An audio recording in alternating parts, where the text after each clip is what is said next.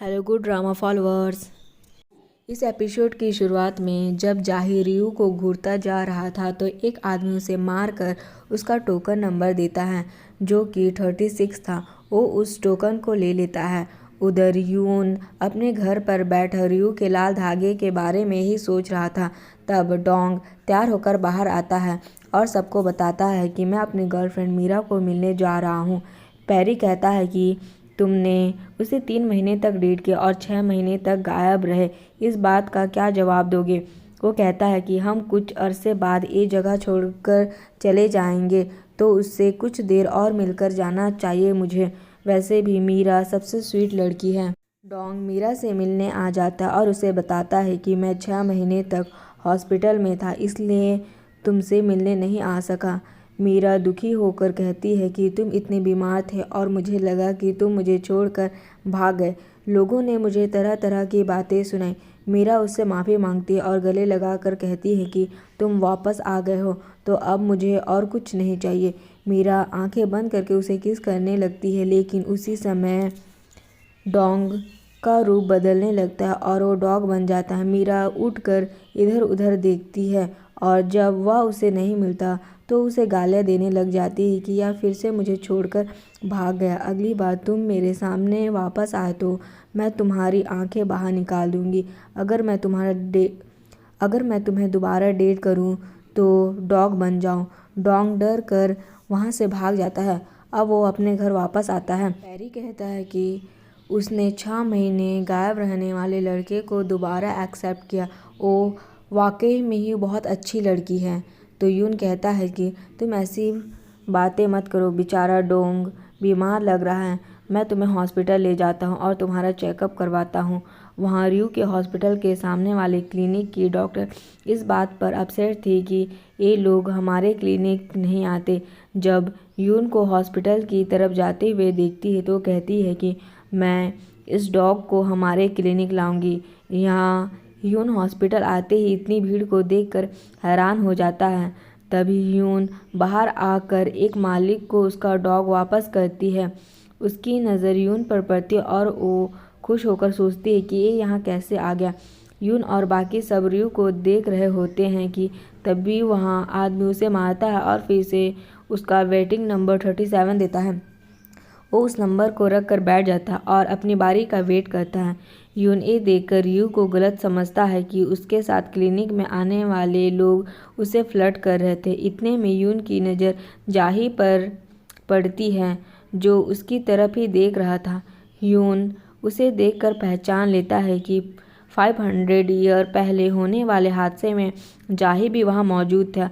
वह सोचता है कि क्या उसने मुझे पहचान लिया होगा, लेकिन जाही असल में सोच रहा था कि ये लड़का गुड लुकिंग है, बिल्कुल मेरी तरह। रियू अगले पेशेंट का चेकअप करने के बाद बाहर आती है तो रिसेप्शन वाले उसे बताते हैं कि कल हमने जिस डॉग की सर्जरी की थी उसके ऑनर्स की मौत हो गई है। रियू कहती है कि उस डॉग को इलाज और ख्याल की ज़रूरत है, हम उसे अब कहाँ भेजेंगे? जाही उठकर कहता है कि उस डॉग को मैं पाल लूँगा, आप मुझे प्रोसेस बताइए। यह सुनते ही बाकी आदमी कहते हैं कि बड़ा कूल बन रहा है, इसे क्या लगता है कि यह कोई आसान काम है? यून भी जाही को देखकर कुछ सोच रहा था। उधर होटल ओनर लेडी अकेले अपने होटल में कुछ काम कर रही थी कि तभी वहाँ पर वो काले कपड़ों वाला आदमी घुस जाता है जिसे उन्होंने उस रात देखा था। यह देखकर वो बहुत डर जाती है। पहाड़ों पर पुलिस भी सर्चिंग कर रही थी मगर तब उन्हें कहीं आग लगी नज़र आती है। जब वो वहाँ पहुँचते हैं तो वो होटल लेडी का होटल था जिसको आग लगी हुई थी। फायर ब्रिगेड आग बुझाने की कोशिश कर रहे थे मगर आग तो बहुत फैल चुकी थी। पुलिस टीम को काफ़ी हैरानी होती है। वहाँ जाही रियू को बताता है कि वो डॉग मेरे कलीग्स का है। जब मुझे उनके फ्यूनरल पर पता चला कि उनका डॉग यहाँ पर है तो मैं उसे लेने आ गया। रियू कहती है कि वो डॉग रिकवर कर रहा है, अगर वह ठीक होती है तो 1 हफ्ते बाद हम उसे आपको दे देंगे। जाही रियू के पूछने पर बताता है कि मैंने पहले कभी डॉग नहीं पाला। रियू कहती है कि तो फिर आप कुछ टाइम और सोच लीजिए क्योंकि वह डॉग बीमार है, इसे पालना आसान नहीं होगा और आपने तो पहले कोई डॉग भी नहीं पाला। वो कहता है कि मैं इतना भी गैर जिम्मेदार नहीं हूँ कि अपने डॉग का ख्याल ना रख सकूँ। रियू कहती है कि आपकी शादी हो गई है? तो वो कहता है कि मैं अभी सिंगल हूँ। मुझे लगा कि मैं आपसे यह सवाल पूछूं, लेकिन आपने पहले पूछ लिया।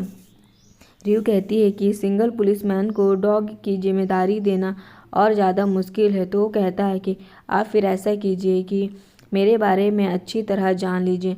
मैं बार बार यहाँ आता रहूँगा। जब आपको तसल्ली हो जाए तो डॉग मुझे दे दीजिएगा।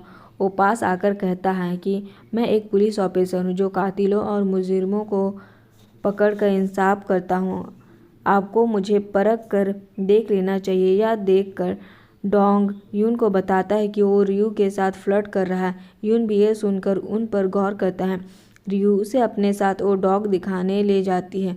फिर उसे डॉग दिखाकर उसकी हालत के बारे में बताती है। कहता है कि उसे आप जैसी काबिल डॉक्टर मिल गई, इसलिए वह बच गई। वो उसे शुक्रिया करता है। वो कहता है कि मैं प्यारे लोगों से प्यारी बातें करता। मिलने के बाद जाही वहाँ से चला जाता है और जब यून अपनी बारी में बैठ जाता है, रियू बहुत शर्माते उसे हेलो बोलती है और कहती है कि हम फिर मिल गए मिस्टर स्पाइडरमैन। यून उसे अपना नाम बताता है और वह भी अपना नाम बता देती है, लेकिन वह स्माइल करते जा रही थी। इसलिए यून पूछता है कि क्या तुम इसी तरह फ्लर्ट करती हो? तुमने बाहर बैठे आदमियों को भी जाल में फंसाया हुआ है। क्यूपिड इसलिए तुम पर तीर नहीं चलाता क्योंकि तुम सबके साथ फ्लर्ट करती रहती हो। वो बोलती है कि बाहर बैठे आदमी सिर्फ अपने पेट्स को दिखाने लाते हैं, मेरा उसके साथ कोई भी ताल्लुक नहीं होता। वो पूछता है कि फिर तुम आखिरी वाले आदमी के साथ इतनी खुश क्यों थी? वह बड़ा खिलखिलाकर हंस रही थी। वह बोलती है कि मिस्टर स्पाइडर में आपको कोई गलत फहमी हुई है। यून कहता है कि मुझे यहाँ नहीं आना चाहिए था। रियू पूछती है कि क्या तुम डॉग का चेकअप नहीं करवाओगे? वह कहता है कि मैं डॉग के नेल्स कटवाने और उसका ट्रीटमेंट करवाने लाया था। डॉग कहता है कि मुझे यह सब नहीं करवाना, लेकिन वह उसे जबरदस्ती अपने साथ ले जाता है। इधर जाही जब होटल आता है तो वह बहुत ज़्यादा जल गया था और होटल ओनर लेडी भी मर गई थी। टीम जाही को बताती है कि शायद वह गैस बंद करना भूल गई होगी और इसी गलती की वजह से आग लगी। उन्हें वहां से नींद की गोलियां भी मिली। तभी जाही को फ़ोन से पता चलता है कि यूनसी के लापता होने के हादसे का दूसरा गवाह वो बूढ़ा आदमी भी था जो आज मर गया। वो लोग वहां जाकर देखते हैं तो देखते हैं कि ऐसा लगता है जैसे वो आदमी नशे में चलते हुए कूद कर मर गया। पुलिस कहती है कि दो गवाह एक दिन में अचानक मर जाएं यह कोई इत्तेफाक नहीं हो सकता, इसलिए वह आदमी इसे हादसा नहीं समझते। जाही सीसीटीवी देखते हुए कहता है कि अभी एक और गवाह बाकी है, इसे हम अभी तक नहीं मिल पाए हैं। यह तीसरी गवाह रियू थी, लेकिन पुलिस वाले नहीं जानते थे। यहाँ यून हॉस्पिटल के बाहर गाड़ी में बैठा रियू को ही देख रहा होता है, मगर अचानक दूसरे क्लिनिक वाली डॉक्टर आकर यून से जिद करने लग जाती है। डॉग को लेकर मेरे क्लिनिक आ जा, हम बैठकर बात करेंगे और कॉफ़ी पियेंगे। यून उसे मना करता है, लेकिन वो उसे अंदर खींचने की कोशिश करती रहती है। तभी यून रियू को हॉस्पिटल से जाते हुए देखता है तो उस डॉक्टर से बोल देता है कि मैं वापस जा रहा हूँ। घर जाने के लिए पैदल चलकर एक शॉर्टकट से जा रही थी जो काफ़ी सुनसान और अंधेरे में डूबा हुआ था। उसे चलते हुए पीछे से कुछ आवाज़ें आती हैं। वो मुड़कर इधर उधर देखती है और तेज़ी से चलना शुरू कर देती है। अचानक एक आदमी उसके पीछे भागता हुआ आता है। रियू डर कर भागने लग जाती है, मगर पैर फिसलने से गिर जाती है। तब वो काले कपड़ों वाला आदमी उस पर हमला करने का मौका मिल जाता है, लेकिन यून सही वक्त पर आकर उस आदमी को दूर हटाता है। वो आदमी रियू को मारना चाहता था, लेकिन यून उससे लड़ाई कर रहा था ताकि वो रियू के करीब ना जा सके। उन दोनों में काफ़ी लड़ाई होती है। रियू पर कुछ गिरने लगता है, मगर यून उसे कवर कर लेता है। वो आदमी भाग जाता है और रियू की जान बच जाती है। वो उठकर यून को देखती है और बहुत ज़्यादा हैरान होती है। फिर वो पूछती है कि क्या तुम ठीक हो? वो हाँ बोलता है। तो वो खुद उसे अलट पलट कर देखने लगती है, मगर उसे कोई चोट नहीं नज़र आती। वो पूछती है कि तुम्हें चोट क्यों नहीं लगी? तुम्हारे हाथ पैर क्यों नहीं टूटे? यून पूछता है कि क्या तुम चाहती हो कि ऐसा हो जाए?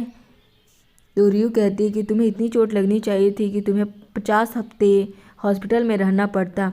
यून कहता है कि तुम यह सब क्या बोले जा रही हो? कहती है कि हमेशा ऐसे ही हुआ है, मेरे करीब आने वाले लड़कों पर कभी बिजली गिर जाती है, कभी गले में कुछ फंस जाता है या कोई गिर जाता है, कोई मरने तक पहुंच जाता है, लेकिन तुम्हें कुछ नहीं हुआ। यह बोलकर वह उसे चेहरे से पकड़कर हैरानी से देखने लग जाती है। यहाँ पर हमारा एपिसोड खत्म होता है। गुड ड्रामा फॉलोअर्स, मुझे आप लोगों से रिक्वेस्ट करनी है, प्लीज़ मेरे चैनल को सब्सक्राइब करें। मुझे आपके सपोर्ट की बहुत ही ज़रूरत है।